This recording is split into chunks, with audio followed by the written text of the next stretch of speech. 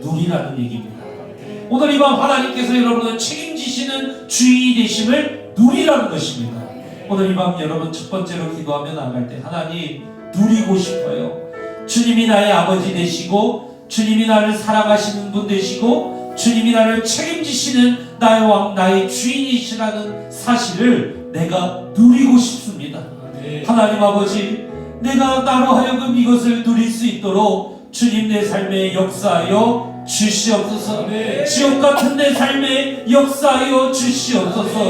가난 내 심령에 역사하여 주시옵소서. 두려워하는 나의 영혼에 역사하여 주시옵소서. 주여 삼창 외치고 간절히 기도하며 나아갑니다. 주여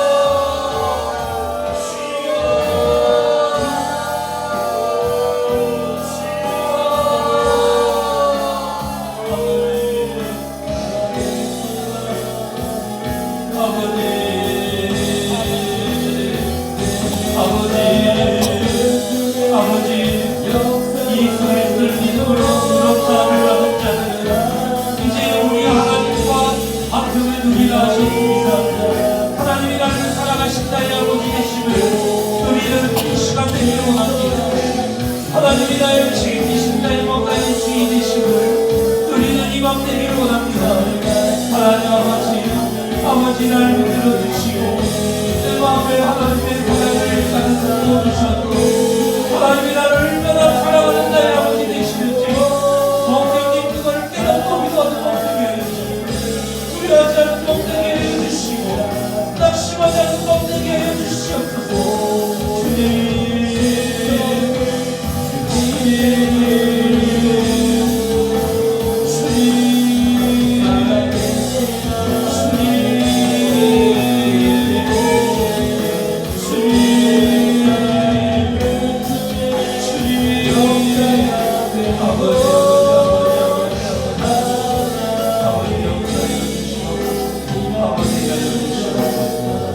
주님 시간 한 번 더 기도하며 나아가길 원합니다. 사랑하는 성도 여러분, 하나님과 화평을 누리라 그랬습니다. 누리세요. 여러분 누리는 거예요. 기도로 누리는 거예요. 여러분 무엇 때문에 두려워하십니까? 무엇 때문에 여러분 낭망하셨습니까? 무엇 때문에 여러분 지금 괴로우십니까? 무엇 때문에 지금 한숨 쉬십니까? 여러분 하나님이 여러분을 사랑하는 아버지 되심을 누리셔야 돼요. 시간 누리세요. 성령께서 이 시간 여러분의 마음에 하나님이 얼마나 큰 사랑을 가지고 여러분을 구원하셨는지 그 사랑을 부어주십니다. 그 주님의 사랑을 느끼면서 여러분 그 사실을 누리는 거예요. 여러분 이 시간 기도하세요. 주님께 정말 기도하세요. 주님이 들으십니다. 그 누리는 그게 왜 들으실까요? 예수 그리스도로 말미암아 하나님이 이제 우리를 사랑하는 나의 아들, 나의 딸 이렇게 불러주시거든요. 그걸 누리는 거예요. 우리 시간 주님이 나를 왕으로서 또한 책임져 주십니다. 왕의 역할은 책임지는 거예요. 왕의 역할은 먹이는 거고요. 왕의 역할은 대적이 올 때 쳐부수는 것이고요. 왕의 역할은 그들의 미래를 만드는 거예요. 그게 왕의 역할입니다. 우리 주님이 그걸 누리래요. 그러니까 여러분 낭망하지 말고 이 시간 기도하세요. 낙심하지 말고 이 시간 기도하세요. 두려워하지 말고 이 시간 기도하세요. 괴로운 걸 두고 아버지 도와주세요. 기도하세요. 눈물 나는 일을 가지고 아버지 도와주세요. 기도하세요. 우리 주님이 여러분을 반드시 실망시키지 않으십니다. 그것을 누리게 하실 것입니다. 우리 이 주님을 붙들고 성령께서 가르쳐 주신 대로 이 사랑의 주님을 붙들고 이 시간 여러분 가지고 나온 기도 제목을 가지고 우리 하나님을 아버지라 부르며 여러분 기도하기를 축복합니다. 우리 주여 삼창 외치고 간절히 기도하며 나아갑니다. 한 절씩 교독하고 마지막 11절은 다 함께 합독하도록 하겠습니다. 로마서 5장 1절부터 11절까지의 말씀입니다. 한 절씩 교독하고 11절 합독하겠습니다. 그러므로 우리가 믿음으로 의롭다 하심을 받았으니 우리 주 예수 그리스도로 말미암아 하나님과 화평을 누리자. 또한 그로 말미암아 우리가 믿음으로써 있는 들어감을 얻으며 하나님의 영광을 바라고 즐거워하느니라. 다만 이뿐 아니라 우리가 환난 중에도 즐거워하나니 이는 환난은 인내를 우리가 소망을 이룬 줄 아닙니다. 소망이 우리를 부끄럽게 하지 아니함은 우리에게 주신 성령으로 말미암아 하나님의 사랑이 우리 마음에 부은바됨이니 우리가 아직 연약할 때 기약대로 그리스도께서 경건하지 않은 자를 위하여 죽으셨도다.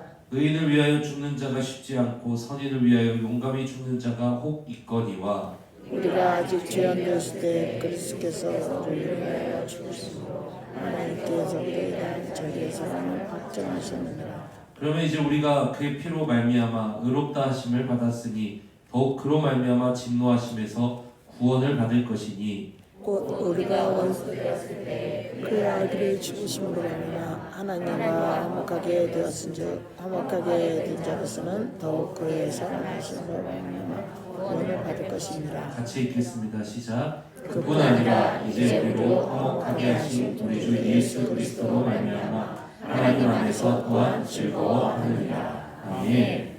이 설교 제목 같이 한번 읽어보겠습니다. 시작. 소망이 우리를 부끄럽게 하지 않습니다. 아멘. 소망이 우리를 부끄럽게 하지 않습니다. 라는 제목으로 하나님 말씀 증거하며 나갑니다.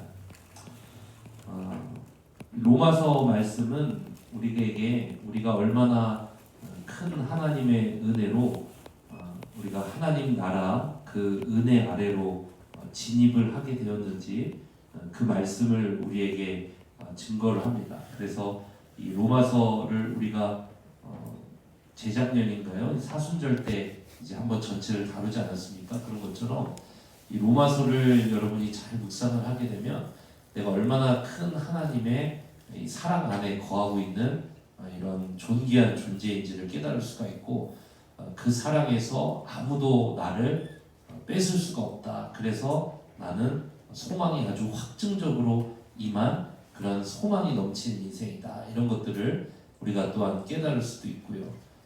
그리고 그 크신 하나님의 은혜와 사랑이 우리 가운데 이 로마서를 통해서 더욱더 깨달아지기 때문에 우리 자신도 우리에게 그 크신 은혜를 주신 하나님과 또 예수 그리스도의 은혜 그리고 또 예수 그리스도의 몸된 교회를 우리가 또 어떻게 사랑해야 되는지 그런 것들도 우리가 좀 깨달을 수가 있고 더 나아가서 그 예수 그리스도를 주인으로 모시고 또 일상 속에서 우리가 어떻게 살아가야 되는지 그런 실제적인 것도 이 로마서가 우리에게 말씀을 전합니다. 그래서 오늘 말씀을 여러분들이 5장 1절에서 11절을 같이 읽으셨는데요. 이 로마서 5장 1절에서 11절을 우리가 읽으면은 우리가 얼마나 큰 하나님의 사랑 가운데 하나님 나라 그 은혜의 나라로 진입을 하게 되었는지 그리고 지금 얼마나 하나님이 주시는 귀한 복이 있는 상태인지 얼마나 소망이 넘치는 상태인지 오늘 이 5장 1절에서 11절을 통해서 우리에게 말씀을 주님께서 주십니다. 그래서 오늘 이 말씀을 여러분이 받으시고 내 인생이 얼마나 하나님 주시는 소망으로 넘치는 인생인지를 다시 보시기를 주님의 이름으로 축복합니다.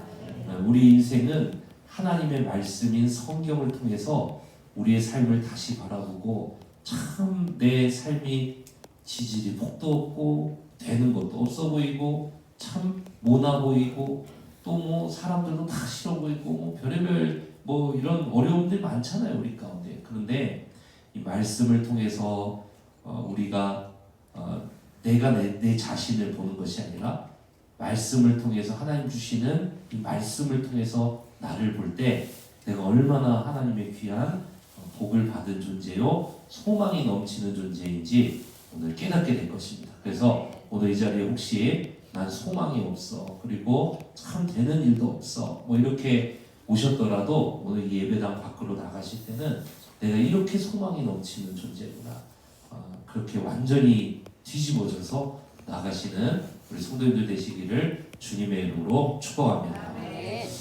로마서 5장 1절을 보시면은 우리 첫 단어가 어떻게 시작하죠? 그러므로 이렇게 이제 시작을 하죠. 그래서 이 로마서 1장에서 4장을 이제 통해서 이제 1장에서 4장까지를 말을 하고 그거 다 끝난 다음에 1장에서 4장까지를 전체를 받는 그러므로예요. 그러니까 무슨 내용이 있냐면은 우리는 이 죄로 말미암아 완전히 인간은 타락을 해버렸다는 거예요. 그래서 이 인간이 죄를 지어도 착하게 살면은 우리 하나님이 여시는 법정에서 우리가 하나님의 뜻대로 우리가 아무리 죄인이어도 우리가 아무리 죄가 우리 가운데 들어왔어도 우리가 하나님의 말씀에 100% 순종을 한다면 태어나서 지금까지 그러니까 죽을 때까지 한 번도 죄를 안 짓고 100% 우리가 순종을 할 수 있다면 하나님도 우리에게 물으실 죄가 있어요, 없어요? 없죠, 그죠? 그런데 로마서 이렇게 이야기하는 거예요. 죄를 우리가 안 지을래야 안 지을 수가 없다는 거예요. 그걸 로마서가 어떻게 이야기하면 이 죄가 우리 안에 들어와서 우리를 전적으로 타락시켜버려요. 어떻게 시켜버렸다고요? 전적으로 타락시켜버리고 우리 위에는 죄라고 하는 어떤 이 존재가 우리 위에서 우리를 딱 잡고 있어요. 그래서 죄의 지배 아래 인간이 있고 죄가 또 속으로 들어와서 인간을 전적으로 타락시켜버려서 인간이 그 속에서 쏟아내는 것은 다 뭐냐면은 의로운 것들을 쏟아내는 것이 아니라 다 뭐만 쏟아낸다는 거예요.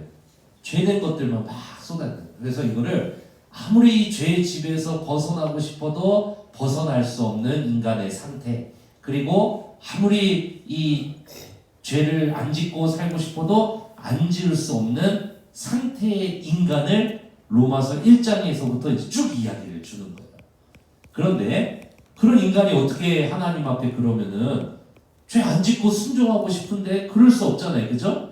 그런 인간이 어떻게 하나님 앞에 그러면은 네가 죄 없다, 네가 이제 의로워졌다라고 이렇게 하나님 앞에 이제 재판에서 선언받고 어떻게 다시 하나님과 함께 할 수 있을까? 그때 누가 등장하냐면 우리 주 예수 그리스도가 등장하신 줄 믿습니다. 아멘. 그래서 예수 그리스도가 우리 인간의 모든 죄를 짊어지고 십자가에 달려 죽으심으로 말미암아 우리 죄를 대신하여 십자가에 달려 죽으시고 3일 만에 부활하심으로 말미암아 우리를 이제 뭐라 그러냐면은 이 사실을 믿는 우리 대신 예수님께서 죽으시고 부활하신 것을 우리가 믿음으로 말미암아 그분이 이루신 모든 그 공로가 누구의 공로가 되냐면은 나의 공로가 되게 하신 거예요. 그래서 예수 그리스도가 다 이뤄놓으신 것을 내가 믿음으로 말미암아 그 은혜를 받는 거예요. 그래서 하나님이 나는 죄인이지만 나 대신에 누가 십자가에 달려 죽으시고 부활하셨어요? 예수님이 십자가에 달려 죽으시고 부활하신 것을 내가 믿음으로 말미암아 나는 뭐라고 칭해 주시냐면 너는 이제 의롭다. 너는 죄값이 다 치러진 상태다. 너는 이제 모든 죄에 얽매였던 짐이 네게서 다 풀어졌다.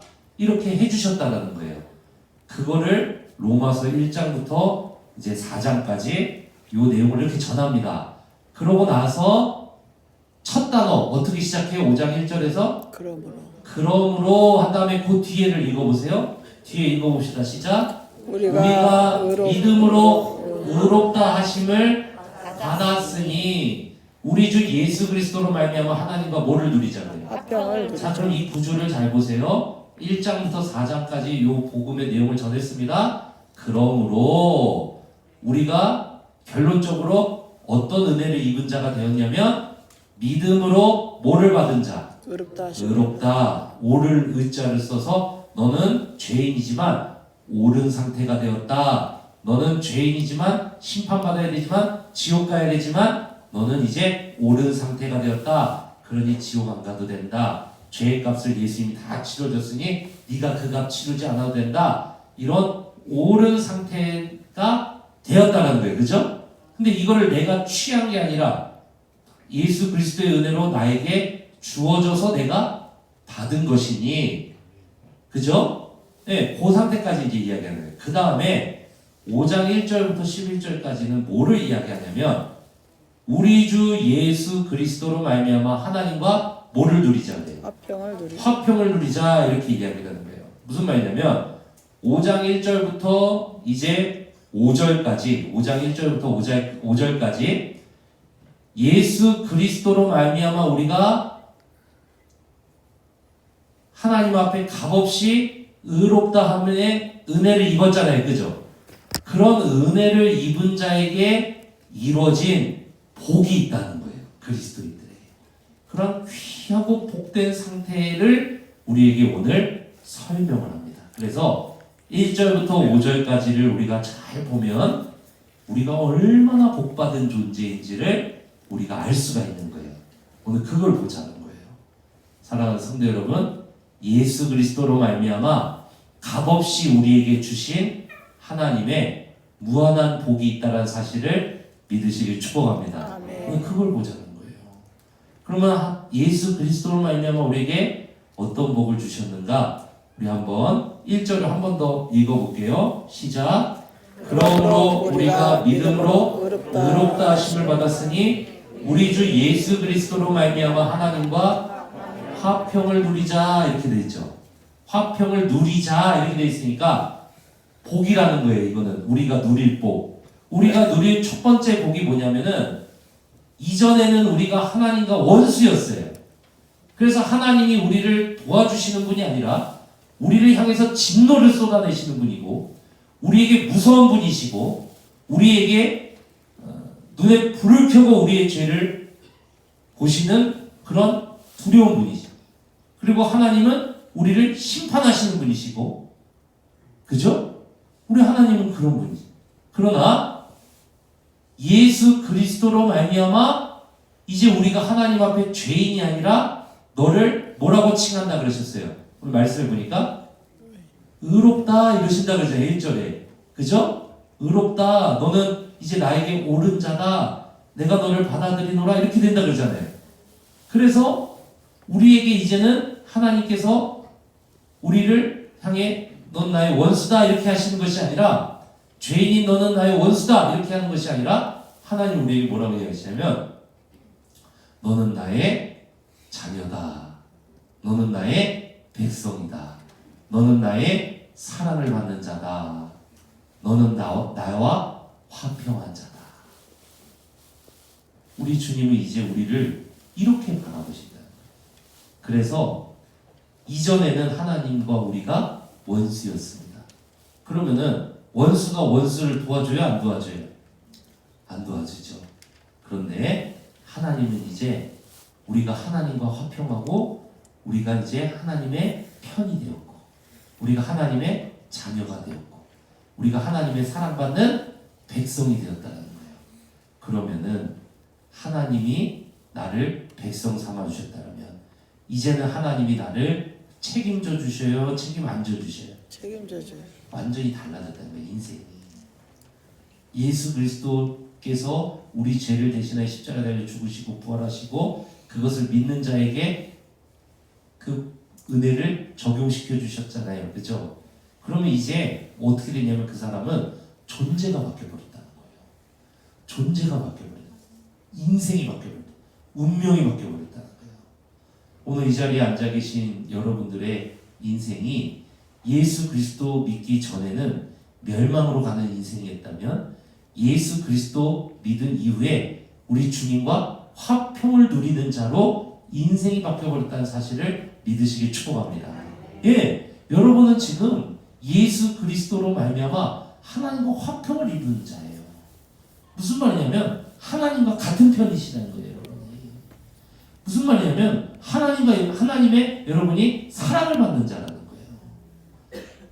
하나님의 책임이 있는 자라는 거예요.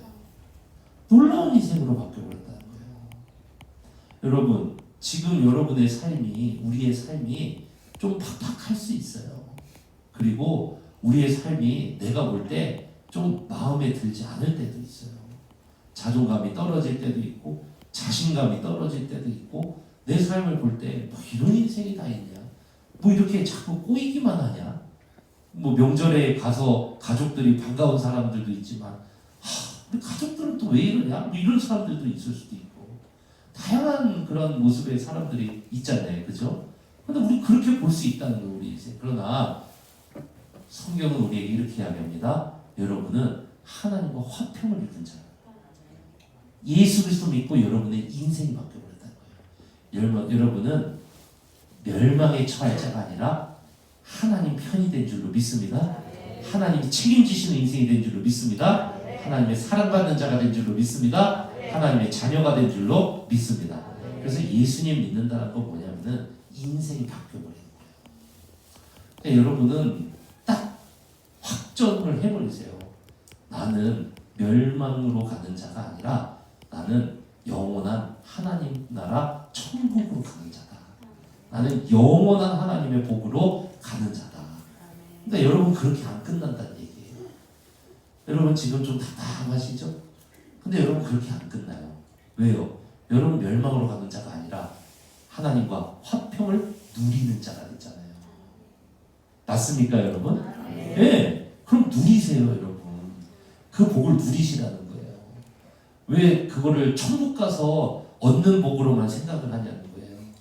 오늘 주님이 이렇게 말씀하시잖아요. 화평을 뭐 하자? 누리자 이렇게 이야기하잖아요. 누리는 자가 되시길 주님의 축복합니다. 네, 누리는 자가 되세요. 존재가 바뀌어버렸으니까 여러분 누릴 수가 있다 이거예요. 오늘 그 말씀이 뒤에서 이제 계속 나옵니다. 자 그러면은 우리에게 주시는 두 번째 복이 무엇인가? 예수 그리스도 믿음으로 말미암아 얻는 두 번째 복 2절 한번 읽어보겠습니다. 시작. 또한 그로 말미암아 우리가 믿음으로 서 있는 이 은혜에 들어감을 얻었으며 하나님의 영광을 바라보고 즐거워하느니라 이렇게 이야기했어요. 자 그러면 여기 보세요. 또한 그로 말미암아 여기서 그는 누구겠습니까? 예수 그리스도죠. 예수 그리스도의 십자가와 부활을 우리가 믿음으로 어디에 서 있냐면 우리가 어디에 서 있냐면 하나님이 통치하시는 은혜에 들어가서 그 하나님의 은혜 아래 서 있다 이거예요. 이해되세요 여러분? 예, 예수 그리스도 믿는다라는 것은 죽어서 너 천국 갈 수 있어 이 티켓 받아 그러면은 이제 천국 가 하는 티켓 나눠주는 게 아니에요. 예수 그리스도를 믿는다는 건 뭐냐면은 죄와 사망과 멸망의 통치 아래 서 있던 내가 예수 그리스도로 말미암아 그 어디로 들어가게 되면 죄와 사망과 멸망으로 가는 그 통치 아래 서 있던 내가 어디로 바뀌냐면 주님이 은혜로 다스리시는 그 나라 속으로 쑥 들어오게 되는 거예요. 그러니까 구원이라는 건 뭐냐면 이 나라로 건진받는 거예요. 이게 구원이에요. 여러분 믿으십니까? 네. 그래서 오늘 바울이 이렇게 표현한 거예요. 네가 이전에는 이 나라에 서 있었다는 거예요. 죄가 다스리는 나라, 멸망이 있는 나라, 사망이 다스리는 나라. 그래서 너의 끝은 멸망이었다는 거예요. 너의 끝은 파멸이었다는 거예요. 하나님과 원수된 자고. 이걸 계속 이야기하는 거예요. 그러나요? 예수 그리스도를 믿음으로 말미암아 아까 뭐라고 했어요? 신분이 바뀌어버렸다는 거예요. 화평을 누리는 자로 완전 인생이 바뀌어버렸다는 거예요. 그리고 지금 어떤 상태라고 이야기를 해보냐면 두 번째로 이 나라에 서 있던 네가 이제는 이 은혜의 통치 아래 서 있다. 이렇게 이야기를 하는 거야. 그러니까 여러분이 지금 사망과 죄와 멸망의 나라에 서 있습니까? 아니면 하나님이 은혜로 다스리시는 그 나라에 들어와서 이 나라에 서 있습니까? 어디에 서 있어요? 은혜의 나라. 이 나라예요? 이 나라예요? 이 나라. 어떤 나라? 이 나라 그럼 어떤 나라예요? 은혜의 나라. 이 나라예요? 이 나라예요? 은혜의 나라. 이 나라예요? 이 나라예요? 뭔 나라예요? 이 나라죠? 네, 여러분 지금 이 나라에 서 있는 줄로 믿습니다. 네, 여기 서 있다는 거예요, 여러분. 그러면은 지금 우리는 어떤 사람이 어떤 복을 누릴 수가 있냐면 2절을 다시 보세요. 이 나라에 서 있는 사람이 누리는 복이 있다는 거예요. 아까는 뭐라 그랬어요? 화평을 누려라 이렇게 이야기했잖아요. 하나님과 화평한 자답게 이제는 그 화평의 복을 누려버려라 이렇게 이야기했잖아요. 근데 오늘 이 2절에서 또 뭐라고 이야기했냐면 하나님의 영광을 바라고 뭐 한다 그래요? 즐거워하는. 자, 구약 성경에서 하나님의 영광이라는 건 뭐냐면은 하나님의 인재와 동의어예요. 무슨 말이냐면 하나님의 백성들의 삶에 하나님이 개입하시고 하나님이 모습을 드러내셔요. 쫙 임재하셔서 함께 하셔요. 그때 사람들이 뭐라고 고백하면 하나님의 영광을 받다 이렇게 얘기하는 거예요. 이해되십니까? 예, 그러니까 하나님의 영광을 바라고 즐거워하느니라 이 말은 뭐냐면은 우리 삶 속에 하나님이 개입하시고 우리 삶 속에 하나님이 나와 함께 하시는 것이 드러나. 무슨 말이에요? 내 삶에 하나님이 함께 하시는 것이 내 삶에 감춰져 있는 것이 아니라 드러나서 와 하나님이 살아계시는구나 하고 내가 그 영광을 보고 그 얘기를 한다는 거예요. 쉽게 이야기해서 하나님이 내 삶에 개입하시고 일하시는 것이 나타나는 것이 내가 뭘 보는 거냐면 하나님의 영광을 보는 것입니다. 여러분 믿으십니까? 예, 구약 성경이 그렇게 이야기하는 거예요. 그러면 바울이 여기서 말할 때 하나님의 영광을 바라고 우리가 즐거워한다는 것은 바로 그걸 이야기하는 거예요. 하나님의 임재를 보는 거. 이게 이제 첫 번째 의미고 또 두 번째 의미로는 앞으로 들어갈 영원한 하나님의 나라, 천국에서 보게 될 하나님의 무한한 영광, 완성될 그 나라에서 우리가 천국에서 주님을 만날 때는 이제 거치는 것이 없이 그냥 주님을 눈으로 보잖아요. 그죠? 그 영광을 이야기해요. 동시에 이야기한 거예요. 자, 그러면은 앞으로 미래에 얻을 그런 복만 있는 것이 아니라 현재 우리가 이 은혜 아래 서 있는 줄로 믿습니다. 예, 그러면은 무슨 말이냐면 이 은혜 아래서 우리 삶에 나타날 하나님의 영광을 바라고 우리가 뭐 할 수 있다라는 거예요. 즐거워하느니라. 바울 계속 이렇게 이야기하잖아요. 화평을 누리자. 영광을 바라고 즐거워한다. 그런데 그리스도인들은 자꾸만 우리가 하나님과 화평한 그 복을 누리고 하나님의 영광을 즐거워하고 이거는 나중에 천국 들어가서만 누릴 걸로만 생각을 하는데 성경은 그렇게 이야기하는 거예요. 네가 지금 예수 그리스도를 믿고 있다라면은 너의 상태는 지금 하나님과 화평한 자가 돼서 누릴 수 있다. 너의 상태는 지금 이 나라에 있는 게 아니라 이 나라에 들어와서 그 하나님의 영광을 즐거워할 수 있다. 여러분 그러니까 오늘 밤 살아계신 하나님의 영광을 바라보시고 보게 되시고 즐거워하시고 하나님의 화평을 누리는 자가 되시기를 주님의 이름으로 축원합니다. 아멘. 그러니까 이런 구원의 복은 미래에 받을 복이 아니라 현재 누리는 복이라는 거예요. 하나님 나라는 그래서 여러분 가는 나라가 아니라 오늘부터 사는 나라예요. 이걸 잊으면 안 된다는 거예요. 근데 자꾸 이걸 잊어요 우리가. 물론 아직 완성은 안 됐어요. 그러나 이미 우리는 그 나라 안에 화평을 누리고 있고 그 나라 안에 들어와서 은혜 아래 서 있는 줄 믿습니다. 아멘. 네, 하나님 나라 가는 나라 아니다. 사는 나라다. 지금부터 영원까지. 여러분 믿으십니까? 네, 그 복을 누리자는 거예요. 자, 그러면은 세 번째로 뭐라 이야기하냐? 3절에서 4절인데요. 자, 3절 한번 읽어볼게요. 시작. 다만 이뿐 아니라 우리가 환난 중에도 즐거워하나니 이는 환난은 인내를 4절 읽어볼게요. 시작. 인내는 연단은 소망을 이루는 줄 알미로라. 자, 무슨 말이냐면 3절 다시 보세요. 3절 첫 문장 어떻게 시작해요? 다만 이뿐 아니라 그 말은 뭐예요? 복이 더 있다. 그죠? 무슨 복이 있냐? 우리가 환난 중에도 뭐 한다 그래요? 그러니까 아마 이 로마서를 받아서 읽었던 첫 번째 독자들은 환난을 당하고 있던 사람들이었을 거예요. 그러니까 초대교회 성도들은 다 어렸잖아요. 예수님 믿는데. 그러면 이 사람들 막 소망이 뭐겠어요? 주님 빨리 오셔서 이 고통스러운 세상 빨리 좀 이렇게 하시면은 좋겠다. 이런 생각 여러분 안 드십니까? 저는 청년 때는 결혼하고 오시면 좋겠다. 결혼하고 나니까 오늘 오셨으면 좋겠다. 그런 생각. 결혼하고는 애 낳고 나서 애기랑 좀 놀다가 오시면 좋겠다. 그러고 애 낳고 나서는 첫째 낳고 나서는 이제 여기가 천국이고 여기가 좋사오니 주님. 둘째 낳고 주님 언제 오시나. 여러분, 이 사람들은 어땠을까요? 당시에 초대교회 성도들은 맨날 매 맞죠. 맨날 뭐 죽죠. 뭐 돈 없죠. 이 사람들은 뭐예요? 이런 환란이. 이 사람들의 소망이 뭐겠어요, 여러분? 주님 오시는 거예요. 그래서 주님 오시는 거예요. 잘 보세요. 다만 이뿐 아니라 우리가 환란 중에도 뭐 한다 그래요? 즐거워하나니. 왜 그러냐면 이는 환란은 뭐를 만들어낸대요?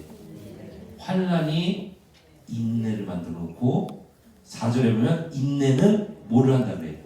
연단이 뭐냐면은 금이나 은을 순도 100%가 될 수 있도록 막 쳐서 불순물을 빼는 작업이잖아요. 순전한 믿음으로 이렇게 만들어내고 그러한 순전한 믿음이 뭐를 이룬다 그래요?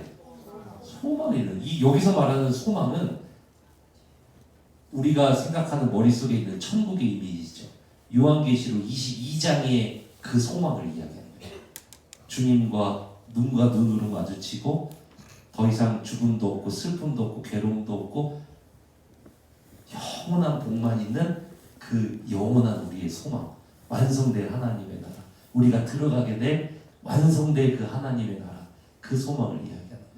그러니까 무슨 말이냐면 예수 그리스도를 믿고 하나님과 화평한 인생, 그러니까 하나님 나라의 복을 누리는 인생으로 완전히 인생이 바뀌어버리고, 그리고 멸망의 나라에 서 있는 자가 아니라 은혜로 통치하시는 그 나라에 서 있으면서 이 사람에게는 이제 환란이 와도 그 환란조차 복이 된다는 거예요. 왜냐? 그리스도인에게 오는 환란은 하나님이 우리를 멸망시키려는 그 환란이 아니라 그리스도인, 아까 위에서 뭐라 그래요? 이제 하나님의 사랑받는 자녀요, 은혜 아래 있는 자라 그랬잖아요. 그런데 환란이 왜 와요? 성경에 보니까 환란은 성도를 인내로 만들어. 인내하는 사람. 그 인내하는 사람이 뭐겠어요? 믿음의 사람으로, 주님 붙드는 사람으로 바꿔버린다. 야, 내가 참 환란이 오면 그리스도인이지만 내가 참 주님 없이는 아무것도 아니구나. 이걸 깨닫게 한다는 거예요. 그게 인내예요. 주님 없이는 아무것도 아니구나. 그러면서 주님 붙들고 그 시간을 지나는 거. 그게 인내. 그렇게 하다 보면 그 인내가 뭐를 내 삶에서 빼냐면은 불순물을 뺀다는 거예요. 그럼 뭐가 돼요? 연단이 되죠. 그 순도 100%의 믿음은 그 소망이 다른 사람의 것이 아니라 그 사람의 것이 된다. 그 무슨 말입니까? 그 나라에 영원히 들어갈 소망이 그에게 실제로 이루어지게 된다는 것입니다. 그러니까 뭐예요, 여러분? 1절에서 4절까지를 합쳐보세요. 1절에서 2절은 뭐를 이야기하고 있습니까? 화평을 누리자. 그리고 2절에서 뭐라 그래요? 즐거워하느니라. 그리고 3절에서 4절 뭐라 그래요? 너희에게 영원히 들어갈 소망이 있다. 그리고 현재 당하는 고난도 너를 멸망에 빠뜨리는 고난이 아니라 너를 주님만 붙들고 사는 인내의 사람으로 만들고, 그리고 순도 100%의 사람이 만들고 앞으로 들어갈 영원한 소망이 네 것이 되게 하는 그러한 환란이다. 이렇게 막 복을 주는 거예요. 그러니까 1절에서 4절까지는 예수 그리스도를 믿음으로 말미암아 누리는 현재의 복을 이야기하고, 두 번째는 뭐예요? 미래의 복까지도 이야기합니다. 현재의 복부터 앞으로 들어갈 영원한 소망의 그 미래의 복까지 예수 그리스도를 믿음으로 말미암아 누리게 되는 그 하나님의 놀라운 복을 우리에게 1절부터 4절까지 말씀을 전하십니다. 그러니까 5절을 한번 읽어. 5절 첫 문장 어떻게 시작합니까? 소망이 우리를 부끄럽게 하지 아니. 그 말은 뭐예요? 1절에서 4절까지 나오는 이 현재 우리가 누리는 그 복의 소망, 그리고 앞으로 들어갈 그 완성될 나라에서 얻게 될 복의 소망이 우리를 부끄럽게 하지 않는다는 건 뭐냐면은 반드시 이루어진다는 거예요. 그 소망이. 여러분, 복의 소망이 여러분에게 현재도 반드시 이루어질 수 있지만 미래에도 반드시 이루어지는 줄로 믿습니다. 그리스도인들에게 이것이 현재도 반드시 이루어지지만 미래에도 반드시 이루어진다는 거예요. 그 말은 뭐냐면은 현재 우리의 삶에도 이 소망이 우리를 부끄럽게 하지 아니하도록 우리 삶에 주시는 하나님의 큰 소망이 현재 우리 삶 속에서 누리고 맛볼 수 있다는 사실을 믿으시기 축복합니다. 그래서 오늘 이렇게 이야기하는 하나님의 사랑을, 화평을 누리자, 즐거워하느니라. 그리고 현재 당하는 환난도 두려워하지 말라. 너를 지금 인내의 사람으로 바꿔가고 있다. 너를 지금 순도 100%의 사람으로 바꿔가고 있다. 그리고 너에게 앞으로 영원한 소망을 주실 것이다. 이렇게 이야기하면서 그 소망이 우리를 부끄럽게 하지 아니할 것이다. 사랑하는 성도 여러분, 이 말씀 믿으시고 이 말씀 붙들고 오늘 밤 기도하시길 주님의 축복합니다. 자, 그러면은 왜 이 소망이 우리를 부끄럽게 하지 않는다라고 이야기를 하셨냐면 그 뒤에 나오는 거예요. 우리에게, 여기서부터 나오는 거예요. 한번 읽어보세요. 시작. 우리에게 주신 성령으로 말미암아 하나님의 사랑이 우리 마음에 어떻게 된다고요? 그러니까 왜 소망이 우리를 부끄럽게 하지 않는다는 걸 우리가 어떻게 알 수 있냐면은 주님이 성령을 통해 우리에게 뭐를 부어주셨냐면 하나님의 사랑이 우리를 향해서 얼마나 큰지를 우리 마음에 부어버리셨다는 거예요. 그래서 우리로 뭐냐면 하나님의 사랑이 얼마나 큰지를 우리로 깨닫게 하신다는 거예요. 그게 누구의 역할이냐면 성령이 그렇게 하신다는 거예요. 오늘 밤 성령이 하나님의 사랑을 우리 마음에 확 부어버리실 때 우리 안에 이 소망의 큰 확신이 흔들리지 않고 자리 잡게 되는 줄로 믿습니다. 그래서 그 뒤에 6절부터 11절까지는 예수 그리스도를 통해서 성령께서 교회에게 알려주시고자 하는 말씀이 6절부터 11절까지인 거예요. 성령께서 하나님의 교회가 뭘 깨닫게 알기 원하시냐면 여기 나온 대로 5절에 나온 대로 하나님의 사랑이 6절부터 11절까지 예수 그리스도 안에서 어떻게 나타나는지를 다시 설명을 해요. 이게 왜 이 설명을 6절부터 11절까지 이 내용을 여기다 갖다 놓으냐면 성령께서 우리에게 사랑을 부어주신다 그랬잖아요. 뭘 알게 하시냐면 6절부터 11절까지 하나님의 사랑을 알게 하신다. 6절에서 11절까지 성령께서 오늘 이 밤에 우리에게 이 사랑을 부어버리실 때 우리 안에 내가 하나님과 화평을 누리는 자구나. 내가 하나님의 은혜 아래 서 있어서 하나님의 영광이 내 삶에 나타날 수가 있구나. 이걸 바라고 즐거워하는 자가 되면서 환난이 다가와도 그 환난을 인내로 받고 연단을 받고 연단을 소망으로 바꾸는 그런 놀라운 인생으로 오늘 이 밤에 변화될 줄 믿습니다. 쭉 읽어보세요. 6절부터 11절까지 성령이 이걸 알게 하신다는 거예요. 6절부터 11절까지 한번 읽어보세요. 시작. 우리가 아직 연약할 때에 기약대로 그리스도께서 경건하지 않은 자를 위하여 죽으셨도다. 의인을 위하여 죽는 자가 쉽지 않고 선인을 위하여 용감히 죽는 자가 혹있거니와 우리가 아직 죄인 되었을 때 그리스도께서 우리를 위하여 죽으심으로 하나님께서 우리에 대한 자기의 사랑을 뭐 하셨다 그래요? 아까 성령이 우리 마음에 뭐를 부어버리신다 그랬어요? 사랑을 부어버리신다. 얼마나 큰 사랑을 우리가 하는 우리를 부어버리신다. 이걸 성령께서 해주셔야 우리가 그 하나님의 사랑을 깨닫고 우리 삶을 실망하지 않아요. 여러분 자꾸 실망되시죠? 내 자신의 삶에도 실망되고 내 자신에게도 실망되고 다른 사람에게도 실망하고 뭐 얼마나 실망될 일이 많아요. 그러나 우리가 얼마나 큰 사랑을 지금 받았는지 성령께서 오늘 이 밤에 우리에게 부어주실 때 우리는 실망하지 않습니다. 여러분 그래서 우리는 성령께서 우리 삶에 역사하지 않으면은 우리는 아무것도 안 했어요. 오늘 이 밤에 성령이 이 사랑을 여러분 삶에 부어버리실 때 내 눈으로 볼 때는 정말 이 가정이 이게 되겠나?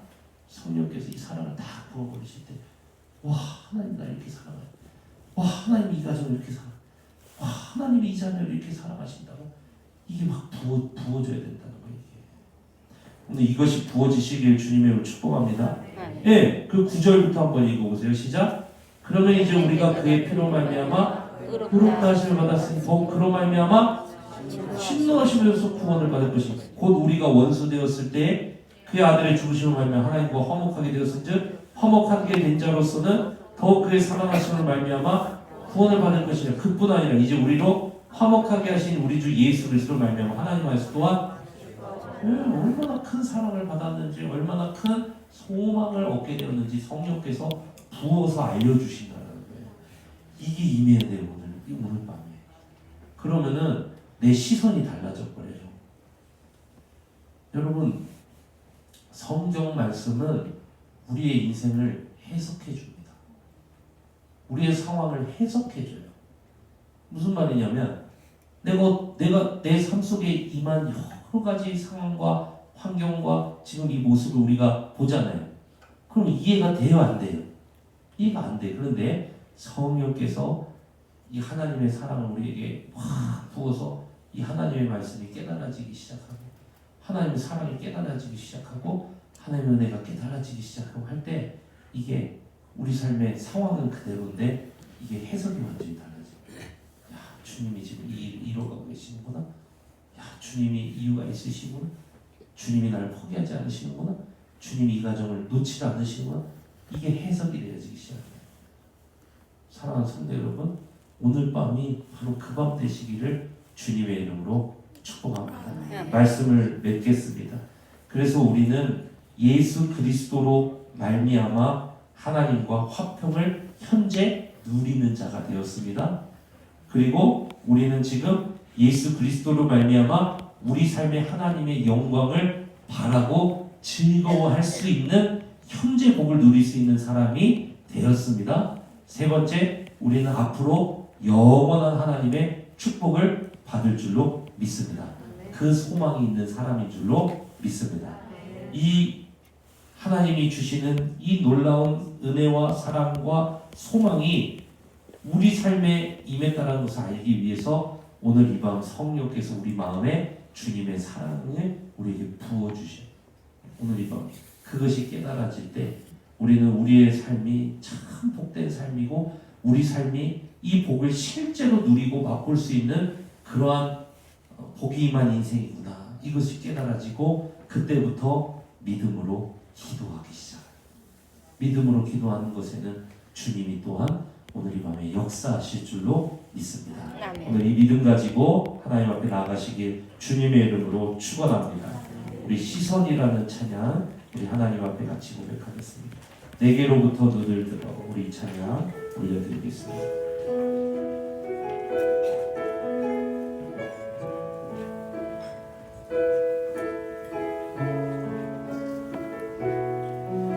소망, 희망, 참 좋은 말이지만 때로는 좀 막연하게 들릴 때가 있죠. 그런데 성경 로마서 5장에서는 아주 구체적인 확실한 소망에 대해 이야기합니다. 오늘 분석해 볼 설교는 바로 이 구절을 깊이 파고드는데요.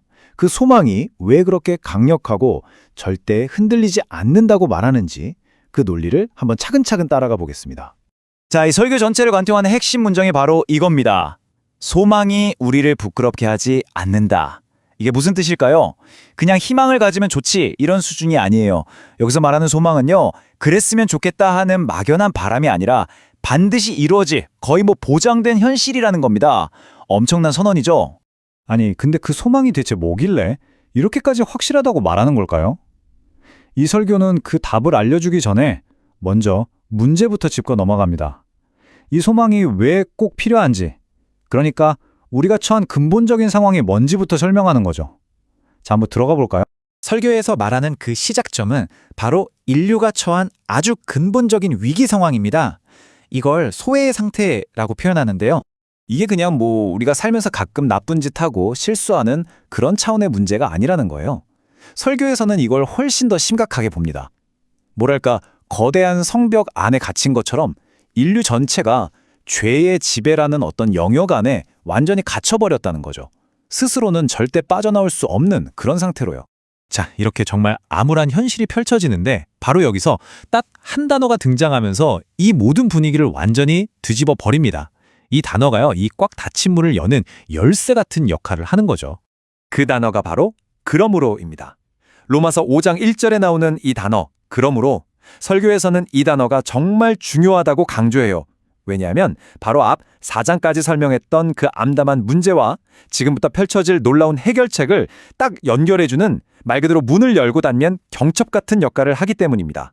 바로 이 그러므로라는 경첩 덕분에 완전히 새로운 신분이 가능해지는 겁니다. 바로 의롭다 하심이라는 건데요. 좀 어려운 말 같지만 쉽게 말하면 이런 거예요. 하나님이 딱 보시고 너 이제 의로운 사람이야 하고 선언해 주시는 거죠. 그런데 이게 그냥 법적으로 너 무죄 이렇게 신분만 바뀌는 게 아니에요. 설교에서는 이 선언이 세 가지 정말 예상치도 못했던 복, 그러니까 축복으로 가득 찬 완전히 새로운 현실의 문을 활짝 열어준다고 강조합니다. 그 세 가지가 뭐냐면요. 첫째는 하나님과의 화평, 둘째는 미래를 기대하는 즐거움, 그리고 마지막은 이게 진짜 놀라운데 심지어 고난 속에서도 목적을 발견하게 된다는 겁니다. 이 모든 게 의롭다는 선언 하나에서부터 폭포수처럼 쏟아져 나온다는 거죠. 자, 아까 우리가 갇혀 있었다던 그 죄의 영역 기억나시죠? 지금 이 새로운 현실은 그야말로 정반대 세상입니다. 설교의 설명을 들어보면 이전에는 하나님과 적대 관계였다면 이제는 화평을 누리고 분리되어서 심판을 기다렸다면 이제는 하나님께 자유롭게 나아갈 수 있게 된 거죠. 그런데 이 세 가지 복 중에서 아마 가장 이해하기 힘든 거, 가장 뜻밖의 축복은 바로 고난에 대한 이야기일 거예요. 아니, 어떻게 고난이 복이 될 수 있다는 걸까요? 설교는 여기서 정말 놀라운 연쇄 반응을 설명합니다. 보세요. 고난이 우리를 무너뜨리는 게 아니라 오히려 인내를 만들어내고요. 그 인내하는 과정에서 우리의 인격이 점점 더 단단하게 연단되고 마침내 그 단련된 인격이 흔들리지 않는 소망을 완성시킨다는 겁니다. 그러니까 고난이 그냥 고통으로 끝나는 게 아니라 소망을 만드는 재료가 된다는 거죠. 대단한 역설이죠. 자, 여기까지 들으면 이런 질문이 생길 수밖에 없어요. 아니, 그 말이 진짜라는 걸, 이 소망이 나를 실망시키지 않을 거라는 걸 대체 어떻게 확신할 수 있지? 하고 말이죠. 네, 바로 그 질문에 대해서 설교는 이 소망이 절대 뜬구름 잡는 이야기가 아니라고 말할 수 있는 아주 분명한 두 가지 증거를 딱 제시합니다. 증거가 두 가지인데요. 하나는 내적 증거입니다. 우리 마음 안에서 주관적으로, 개인적으로 느끼는 거죠. 아, 하나님이 나를 사랑하시는구나 하는 그런 경험이요. 그리고 다른 하나는 외적 증거입니다. 이건 객관적인 역사적 사실인데 설교에서는 이게 바로 궁극의 증거라고 이야기합니다. 바로 이 구절이 이 설교 전체 논리의 심장부라고 할 수 있습니다. 논리가 정말 기가 막혀요. 한번 들어보세요. 우리가 아직 하나님과 원수처럼 지내던 최악의 상태였을 때 하나님은 우리를 위해 가장 소중한 것, 바로 그리스도를 내어주셨다는 거예요. 자, 생각해보세요. 원수였을 때도 그렇게까지 하셨다면 이제 그분의 자녀가 된 우리를 설마 끝까지 책임지지 않으시겠냐는 거죠. 이보다 더 확실한 보증이 어디 있겠냐는 겁니다. 자, 이제 마지막입니다. 설교는 이 모든 놀라운 복들이 그냥 저 멀리 미래에 있는 게 아니라고 강조하면서 우리에게 아주 강력한 도전을 던지며 마무리됩니다. 설교 내내 계속해서 반복되는 핵심 동사가 하나 있습니다. 바로 누리자라는 말이에요. 누리자! 이건 뭐냐면 이 모든 복들을 그냥 나중에 천국 가면 받겠지 하고 막연히 기다리는 보상으로 생각하지 말라는 강력한 메시지입니다. 그러니까 여기서 우리가 붙잡아야 할 핵심은 이거예요. 하나님과 누리는 이 화평, 그리고 거기서 오는 기쁨과 소망은요, 미래를 위해 그냥 기다리기만 하는 게 아니라 바로 지금 이 순간을 살아가는 우리에게 적극적으로 경험하고 즐기라고 주어진 현재의 현실이라는 겁니다. 결국 이 설교가 우리 각자에게 던지는 마지막 질문은 바로 이겁니다. 이 엄청난 복들, 당신은 이걸 그저 머리로만 알고 있나요? 아니면 바로 지금 이 순간 당신의 삶으로 실제로 누리고 있나요? 이 두 가지 상태의 차이를 깨닫는 것, 어쩌면 그게 이 설교가 우리에게 진짜 하고 싶은 말일 겁니다. 살다 보면 정말 모든 게 다 엉망으로 꼬여버린 것 같은 날 있잖아요. 있죠. 아주 흔하죠. 직장에서 최악의 인사고과를 받고 믿었던 사람한테 배신당하고 퇴근길에 비까지 쫄딱 맞는 그런 날 말입니다. 생각만 해도 끔찍하네요. 멘탈이 바사삭 부서지는 순간이죠. 그런데 바로 그 순간에 누군가 당신에게 다가와서 지금 이 상황을 기뻐하십시오. 이렇게 말한다면 어떨까요? 아마 그 사람을 미친 사람 취급하거나 엄청나게 화를 내겠죠. 그렇죠. 고통 속에서 기뻐하라는 건 인간의 본성을 완전히 거스르는 아주 불편하고 기괴한 요구니까요. 그런데 오늘 우리가 이 깊이 있는 지식 탐험에서 철저하게 파헤쳐볼 자료가 바로 그 불가능해 보이는 태도를 다루고 있습니다. 네, 그 태도가 어떻게 인간을 가장 강력하게 만드는 무기가 되는지 논리적으로 증명해내는 아주 흥미로운 자료죠. 맞습니다. 오늘 들여다볼 텍스트는 기독교 성경 로마서 5장 1절에서 11절을 본문으로 한 주일 설교, 그리고 그 직후에 이어진 아주 뜨거운 기도회 녹취록입니다. 제목은 단호하게도 소망이 우리를 부끄럽게 하지 않습니다.입니다. 시작하기 전에 확실히 해두고 싶은 게 있습니다. 네, 말씀하시죠. 오늘 우리의 목적은 특정 종교를 전도하거나 신앙을 강요하는 게 절대 아닙니다. 그럼요. 절대적인 절망의 한가운데서 인간이 어떻게 붕괴되지 않고 확실한 소망이라는 동화줄을 만들어내는지 그 파격적인 심리적 세계관을 해체해보는 게 오늘 우리의 진짜 목표잖아요. 맞습니다. 사실 이런 종교적인 텍스트를 단순히 믿음 좋은 사람들의 이야기로만 치부해버리면 그 안에 담긴 인간 심리와 운명에 대한 엄청난 통찰을 통째로 놓치게 되거든요. 지금 이 방송을 듣고 계신 당신도 혹시 삶의 무게에 짓눌려 있다면 오늘 이 분석이 꽤 흥미로운 달서를 제공할 겁니다. 벼랑 끝에선 인간이 어떻게 고난을 단순한 부행으로 끝내지 않고 궁극적인 소망을 주조해내는 재료로 뒤바꾸어 버리는가. 이 과정을 거시적으로 따라가다 보면 종교의 유무를 떠나서 정보 과잉과 불안의 시대를 살아가는 당신에게 굉장히 묵직한 철학적 무기를 쥐어줄 수 있을 겁니다. 자, 그럼 본격적으로 텍스트의 논리를 뜯어보기 전에 배경 지식을 살짝 짚고 넘어가야 할 것 같아요.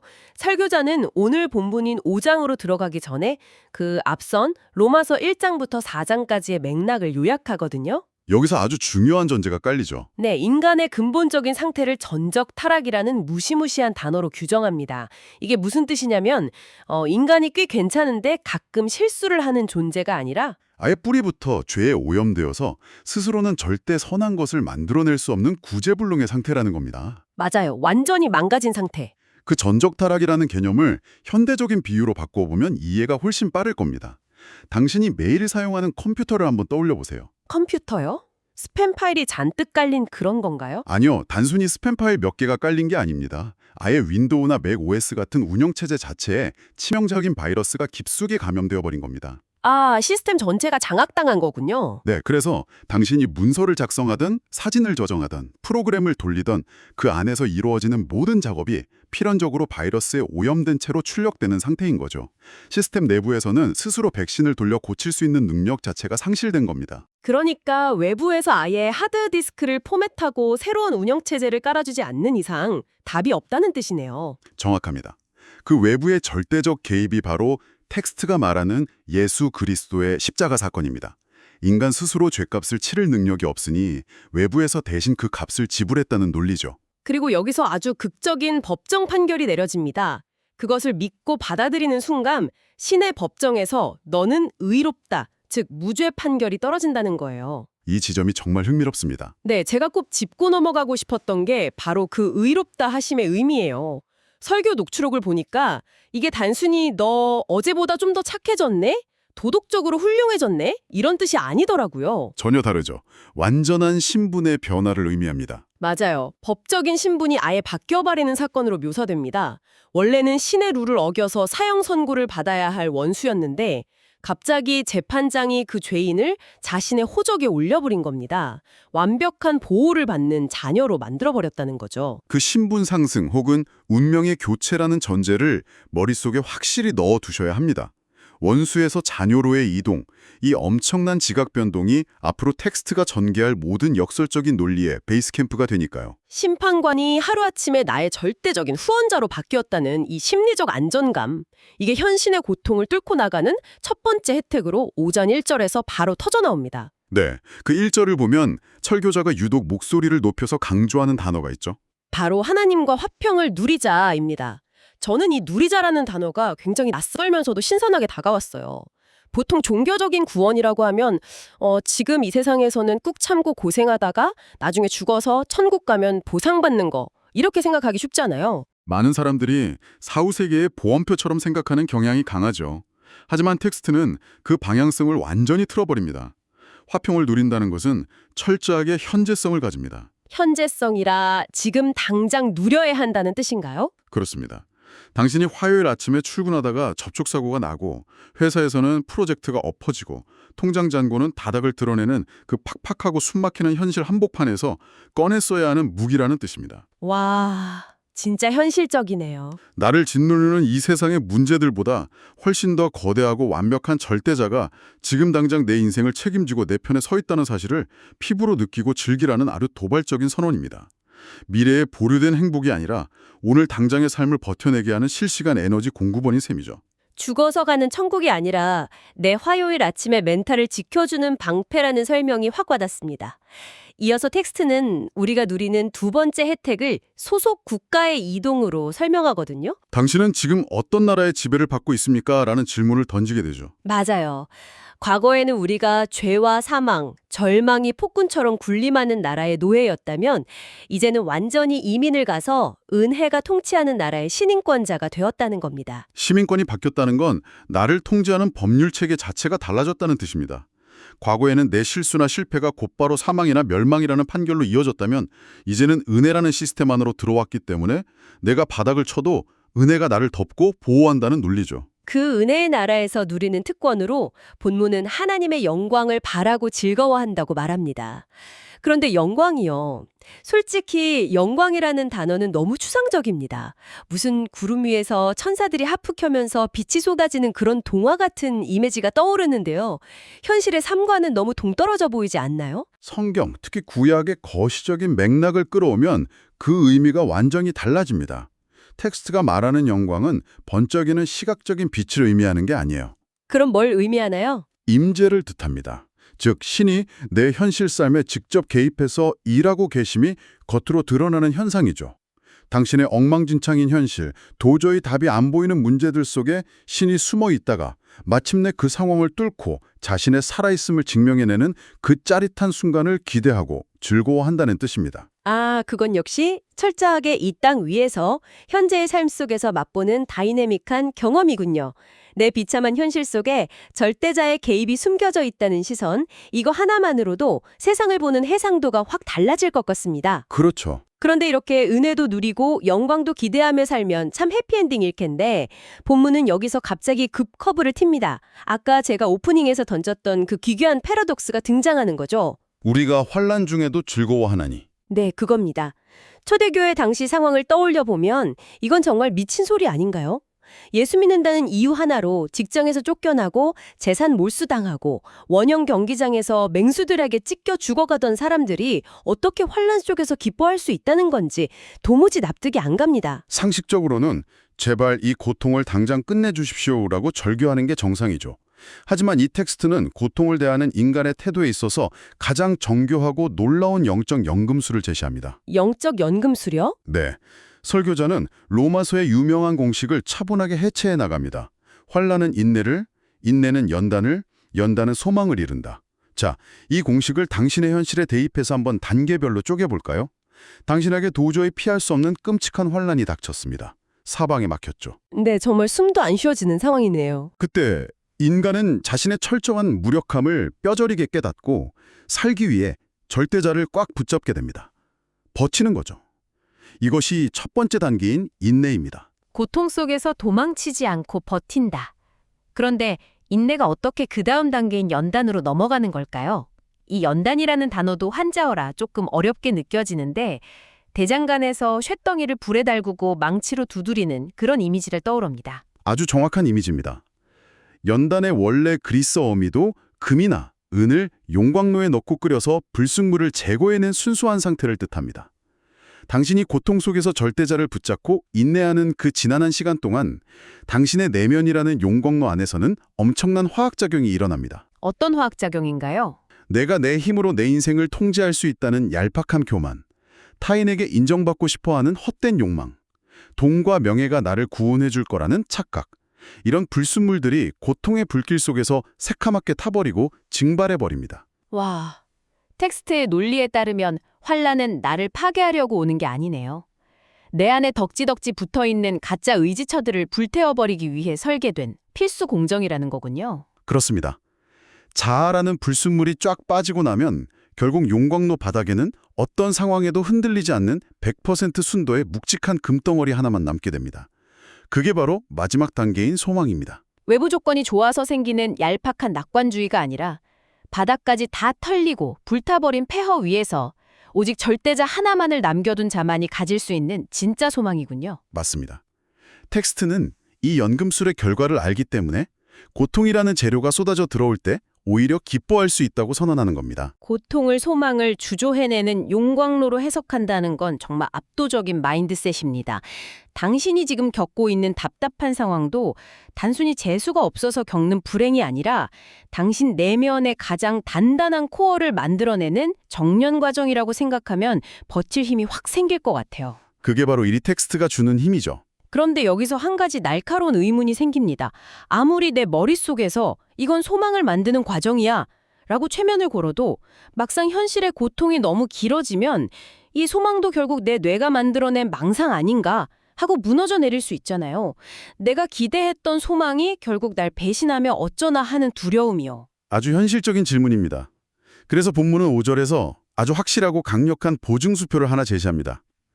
소망이 우리를 부끄럽게 하지 않는다. 즉, 이 소망은 절대 사기나 망상으로 끝나지 않는다는 선언이죠. 그 근거가 무엇인가요? 바로 성령이 하나님의 거대한 사랑을 우리 마음에 부어주기 때문이라고 설명합니다. 이 부어부린다는 표현에 주목해야 합니다. 찔끔찔끔 이슬비처럼 내리는 게 아니라 폭포수처럼 마음에 때려 붓는다는 아주 강렬한 동사입니다. 녹취록을 보면 그 사랑이 쏟아져 들어오는 타이밍이 또 한 번 우리의 뒤통수를 칩니다. 내가 고난을 잘 참고 도덕적으로 훌륭하게 살고 신의 마음에 쏙 드는 예쁜 짓을 했을 때 그 사랑이 보상으로 주어지는 게 아니더라고요. 전혀 아니죠. 오히려 그 반대입니다. 네, 로마서 5장 6절 이하를 보면 우리가 아직 연약할 때 한술 더 떠서 죄인 되었을 때 급기야 신과 대적하는 원수 되었을 때 신이 자기 아들을 죽음에 내어주면서까지 그 거대한 사랑을 확증했다고 말합니다. 완벽한 패러다임 시프트입니다. 만약 당신이 가장 밑바닥에 있을 때, 가장 엉망진창이고 이기적일 때조차 우주의 창조자가 자신의 가장 소중한 것을 내어줄 만큼 당신을 절대적으로 사랑한다는 사실을 뼛속 깊이 인식하게 되었다고 가정해 보십시오. 상상만 해도 든든하네요. 그러면 어떤 일이 벌어질까요? 내 통장 잔고는 여전히 마이너스고 직장 상사는 여전히 나를 괴롭히고 내 건강은 여전히 좋지 않을 수 있습니다. 외부 상황은 단 하나도 안 변했다는 거네요? 네, 환경은 변하지 않습니다. 하지만 그 환경을 바라보고 해석하는 당신 내면의 렌즈 자체가 아예 다른 차원으로 업그레이드 됩니다. 렌즈가 바뀐다. 아주 중요한 포인트네요. 나를 내 밑바닥에서부터 이토록 절대적으로 사랑하고 책임지는 존재가 내 인생의 운전대를 쥐고 있다면 지금 나에게 닥친 이 말도 안 되는 고난과 억울함에도 반드시 합력하여 선을 이루는 목적이 있을 것이다. 이렇게 현실을 긍정적으로 재해석하고 버텨내는 폭발적인 심리적 근력이 바로 이 부어지는 사랑에서 나옵니다. 실망하지 않고 부끄러움을 당하지 않는 힘의 원천이 바로 그거군요. 상황이 바뀌지 않아도 해석이 바뀐다. 이 말이 정말 깊게 남습니다. 자, 지금까지 우리는 로마서 5장의 아주 거대하고 촘촘한 신학적, 철학적 논리를 분해해 보았습니다. 그런데 자료의 후반부를 보면 이 고상한 텍스트가 현실의 진흙탕 같은 삶에 어떻게 처절하게 적용되는지 보여주는 아주 생생한 현장이 나옵니다. 바로 블레싱 샘토 교회 주일 기도회 녹취록이죠. 네, 저는 이 부분을 읽으면서 목이 메일 정도로 뼈아프고 리얼한 현실을 마주했습니다. 단순히 우리 모두 행복하게 해주세요 같은 점잖은 기도가 아니더라고요. 맞습니다. 고통의 가장 날것 그대로의 모습들이 쏟아져 나오죠. 당신이 지금 이 방송을 들으며 고민하고 있을 법한 현대인들의 적나라한 문제들이 강대상에서 구체적인 언어로 불려집니다. 질병의 목록만 봐도 숨이 막힙니다. 몸속에 퍼져나가는 암덩어리, 평생을 괴롭히는 자가면역 질환인 루푸스, 매일 밤 숨통을 조이는 공황장애와 우울증, 불면증, 거기다 경제적 위기는 어떻고요? 폐업 위기에 처한 사업장, 매달 돌아오는 대출 이자와 생계의 막막함, 아무리 이력서를 써도 취업의 문턱에서 좌절하는 청년들의 절망까지 진짜 피가 튀고 살이 찢기는 치열한 영적 전투 현장이었어요. 정말 듣기만 해도 무거운 현실들이죠. 저는 이 끔찍한 현실의 목록들 앞에서 아까 우리가 나눴던 은혜, 영광, 환란의 기쁨 같은 단어들이 너무 무기력하게 부서지는 건 아닐까 걱정했습니다. 겉으로만 보면 계란으로 바위치는 격이니까요. 그런데 이 기도의 녹취록이 시사하는 바는 정반대입니다. 앞서 다른 그 무거운 신학적 텍스트가 단지 지식인들의 머릿속에서 유희로 소비되는 철학이 아니라 평범한 사람들의 피눈물 나는 현장에서 암세포와 파산을 막아내는 가장 실질적이고 날카로운 무기로 작동하고 있다는 걸 증명합니다. 무기로 작동한다. 설교자와 교인들은 울며불며 신세한탄을 하는 게 아닙니다. 그들은 로마서 5장의 진리를 자신의 루푸스와 공황장애 위에 선포하고 있습니다. 이 고난이 나를 죽이지 못하며 이 환란의 끝에는 순도 100%의 소망이 기다리고 있음을 그 절망의 한가운데서 핏대 높여 주장하고 있는 겁니다. 기도의 내용을 조금 더 자세히 들여다보면 흥미로운 포인트가 하나 더 있습니다. 개인의 질병이나 경제 문제뿐만 아니라 공동체와 다음 세대를 향한 기도가 아주 강렬하게 이어지는데요. 특히 교회 내부로 침투하는 인본주의를 몰아내달라는 대목이 눈에 띕니다. 사람의 생각, 인간적인 계산을 성령의 불로 태워달라고 간절히 부르짖더라고요. 여기서 말하는 인본주의는 철학사전에서 말하는 휴머니즘과는 맥락이 전혀 다릅니다. 이 공동체가 경계하는 인본주의란 절대적인 은혜와 신의 통치 시스템을 신뢰하지 못하고 자꾸만 인간의 얄팍한 계산기, 세상의 효율성, 눈앞의 이익이라는 옛날 나라의 법에 기대려는 관성을 뜻합니다. 아까 우리가 이야기했던 전적 타락의 상태로 자꾸 돌아가려는 내면의 시스템 오류를 경계하는 거군요. 정확합니다. 보이는 세계의 절망적인 문제들을 보이지 않는 세계의 철저한 영적 논리로 돌파해내겠다는 이 공동체만의 확고한 정체성이 엿보이는 지점이죠. 오늘 이 자료 분석은 정말 한편의 장대한 심리극장을 지나온 것 같습니다.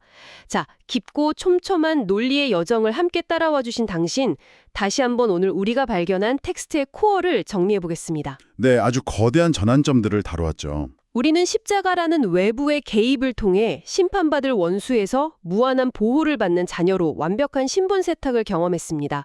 그리고 그 혜택은 죽은 뒤의 천국이 아니라 내일 당장 출근해야 하는 팍팍한 현실 속에서 꺼내 쓰는 은혜와 영광이라는 무기였습니다. 그리고 가장 파격적인 통찰은 바로 환란에 대한 해석이었습니다. 맞아요. 고통을 단순히 피해야 할 저주가 아니라 내 안에 헛된 불순물을 다 태워버리고 절대로 부서지지 않는 순도 100%의 소망을 재련해내는 완벽한 연금술의 과정으로 바라보는 관점이었습니다. 당신이 이 특정한 기독교 신앙을 가지고 있든 아니면 완전히 다른 철학이나 가치관을 가지고 있던 간에 오늘 우리가 해치한 이 텍스트의 멘탈리티는 현 시대를 살아가는 우리에게 엄청난 통찰을 던져줍니다. 어떤 통찰일까요? 지금 우리는 기술은 최고조에 달했지만 개인의 불안과 우울, 허무주의는 역대 최고치를 갱신하고 있는 역설적인 시대를 살고 있습니다. 이런 시대에 나에게 닥친 통제불능의 고통과 혼란을 그저 운이 나쁜 불행으로 치부하며 주저앉는 대신 그것을 나라는 존재를 가장 단단하게 빚어내는 궁극적인 정련의 불로 재해석해내는 태도. 환경이 아니라 해석을 바꾸는 태도군요. 그리고 내가 바닥을 칠 때조차 절대적인 가치와 사랑으로 묶여있다는 그 흔들림 없는 자기인식. 이러한 심리적 영적 구조물은 당신이 인생의 가장 어두운 터널을 지날 때 결코 붕괴되지 않게 막아주는 가장 강력하고 튼튼한 지지대가 되어줄 것입니다. 상황이 아닌 해석을 바꾸는 압도적인 세계관의 탐구였습니다. 자, 오늘 이 긴 여정을 끝까지 함께 해주신 당신에게 마지막으로 피할 수 없는 도발적인 질문 하나를 던지며 이 시간을 마무리하려고 합니다. 아주 중요한 질문이죠. 오늘 본문은 고난과 환란이 곧 불순물을 걸러내는 필수적인 연단의 용광로라고 못 박았습니다. 그렇다면 당신, 지금 이 순간, 당신의 어깨를 가장 무겁게 짓누르고 있는 그 끔찍한 문제나 앞이 전혀 보이지 않는 답답한 상황이 사실은 당신을 파괴하려는 게 아니라면요. 네, 당신의 인생에서 가장 강력하고 단단한 소망을 100% 순도로 뽑아내기 위해 반드시 통과해야만 하는 완벽하게 설계된 용광로는 아닐까요? 지금 당신을 태우고 있는 이 고통의 불길이 다 지나가고 서서히 꺼진 뒤 과연 당신의 내면 밑바닥에는 어떤 찬란하고 순수한 금덩어리가 빛나며 남아있게 될지 오늘 밤 한번 깊이 상상해 보시기 바랍니다. 정말 깊은 여운을 남기는 질문이네요. 이상으로 오늘의 분석을 모두 마칩니다. 당신의 내면에 단단한 소망이 남기를 바랍니다.